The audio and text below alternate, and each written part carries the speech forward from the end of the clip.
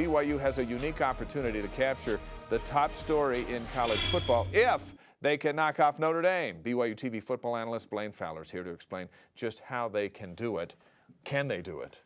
Sure, they can do it. Miracles happen, right? Actually, it wouldn't be that much of a stretch for them to do it.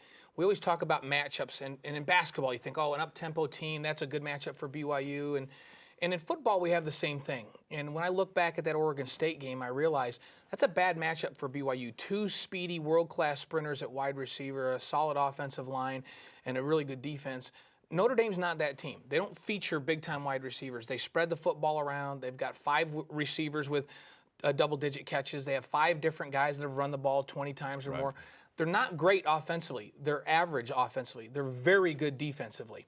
And they try to do things basic and not turn the football over. And for BYU, that's probably a better matchup. They're more likely to be able to stand up to that physical type of a game, basic type of a game against Notre Dame than the trickery and the wide open type mentality of an Oregon State. They're 6-0. They're ranked number 5 in the country. They haven't been this good since they won the national championship, what seems like a long, long time ago.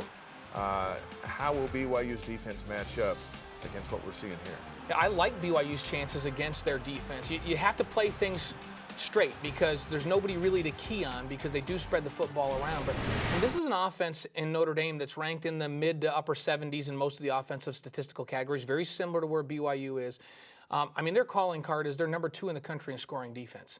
And they're number 10 in the country in turnover margin. And BYU is? 97. Yeah. And so there's a big, big difference. If BYU is going to have any chance at all, Dave, they have got to take care of the football, and they've got to force a couple of turnovers. If you're going to beat Notre Dame on the road, you better be +2 in turnover margin. I think BYU can slow down this offense, but they've got to be patient on offense themselves, and they cannot afford to turn the football over. Let's go back to 1994, last time BYU won at Notre Dame Stadium. 21-14. Jamal Willis had a couple of touchdowns, including this 2-yarder. BYU, here comes his other one. BYU wins it by a touchdown. That wasn't a great Notre Dame team that year, but winning in South Bend does wonders for just about anybody. Yeah, and if BYU could go get one, it would really be something that would not just a feather in their cap, but everybody would take notice and say, whoa, what's going on? And you think about this BYU team. This is a team that has talent.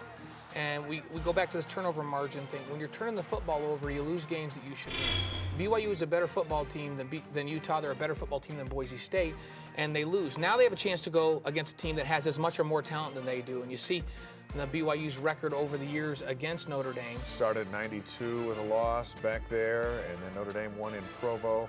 The 94 game we just looked at a moment ago, and Notre Dame came here and hosted the Cougars again, blew them out in 2003. BYU beat them in 2004, and Notre Dame got them again in 2005.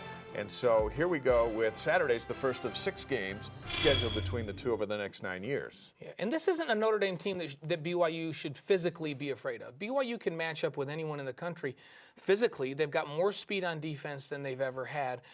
This is a matter of taking care of the ball and not letting this unbelievable venue and all the history and the reputation of Notre Dame get to you. You have to play with poise and just play your game. And if you're going to be relevant as an independent, you've got to win a big game. Yeah. You've got to win a game like this just to say, hey, everybody, remember us, don't you? Yeah, BYU's opportunities this year, we talked about this at the beginning of the season.